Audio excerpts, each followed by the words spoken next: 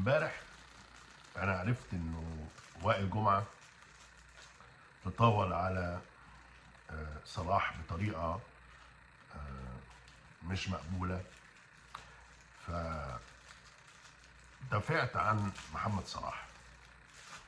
اغرب حاجة بقى ردة فعل الجمهور المصري. كالعادة الجمهور اتقلب اهلي وزمالك، الزملكاوية لايك والاهلاوية ديسلايك، يعني ده عجبه وده ما عجبوش. وفي ناس بعتت لي تعليقات مش مناسبة وملهاش اي اساس، وزي ما يكونوا هم مع وائل.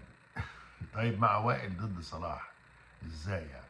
علشان هو كان في الاهلي يعني، بس يعني احنا كل حاجة عندنا دلوقتي بيتحكم عليها اهلي وزمالك حتى لو كان الحقيقة تختلف؟ ده كلام؟